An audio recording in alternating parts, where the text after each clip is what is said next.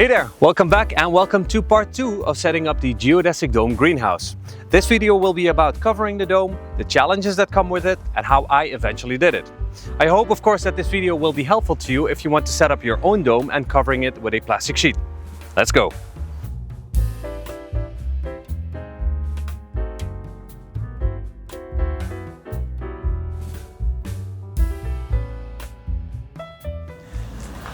Welcome to the inside of the dome.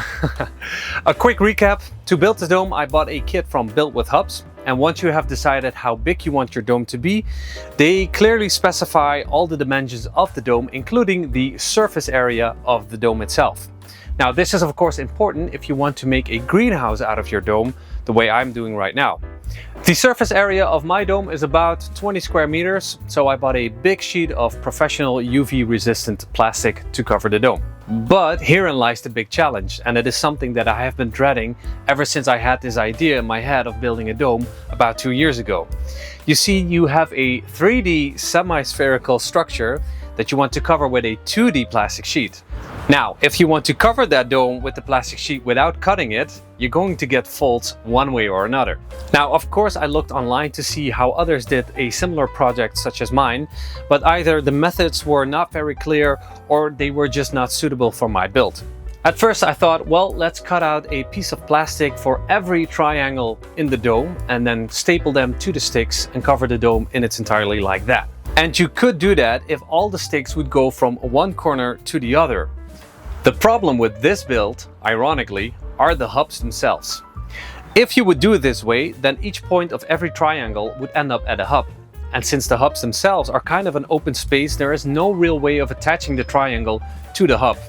Not only that, but it would also become a problem for the overall waterproofness of the dome, if that is a word. So after brainstorming quite a bit, we decided to cut out a big piece of plastic that would cover 3 or 4 triangles at the same time, as well as leaving a little bit of extra plastic around the hubs themselves. We would fold the excess material over the sticks and then staple it, trying to keep in mind to overlap the plastic from top to bottom where 2 big pieces of plastic would meet.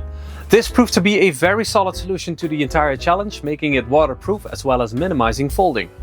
This was all very time consuming though, and that's because that big piece of plastic was very unhandy to work with, and truth be told, we were still figuring things out as we were doing it, so.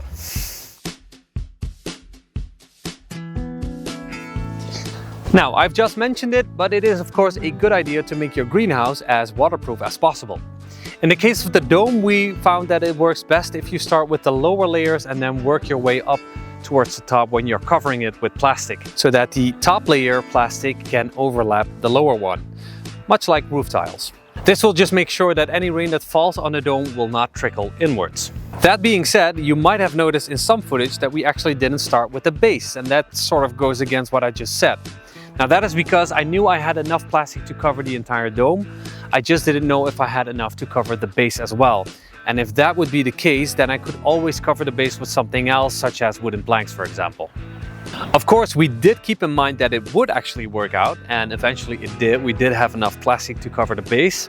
So what we did is left the lower part of the plastic of the dome loose so that it could always overlap the base in the end. And that worked out just fine.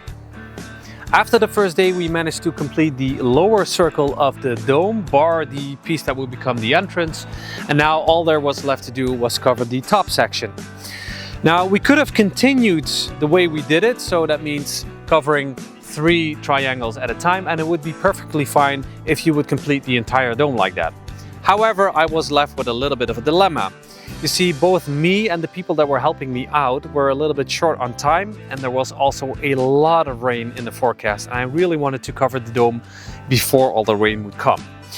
So at that point I wondered, since we had less surface area to cover, if it would be viable to just throw the rest of the plastic on top of the dome and staple it to it, provided that yes, we would probably have some folding. And that is eventually what we decided to do. We threw the cover over it, tried to make it as straight as possible, stapled it into place, and then roughly cut off the excess plastic at the bottom of it. Eventually, yes, we got a few folds in the plastic, but we gathered them in front of some of the sticks, and I will try to make them look a little bit cleaner later on in the project. Now for the base, it was going to be a lot easier since these were all rectangular shapes.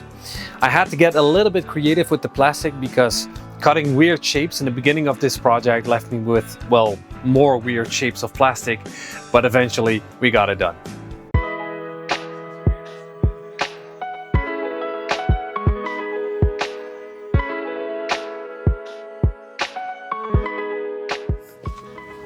And that is the cover of the dome pretty much done. The next step will be to add a few windows to the dome to improve the ventilation. I'm of course going to put some grow beds in there because my plants really need a place to stay right now. And I'm going to make a door right over here. I'm also going to try to get rid of these folds, but that will be towards the end of the project. So that wraps up part 2 of building the grow dome. I hope this video will be useful to you if you want to set up your own dome and covering it with a plastic sheet.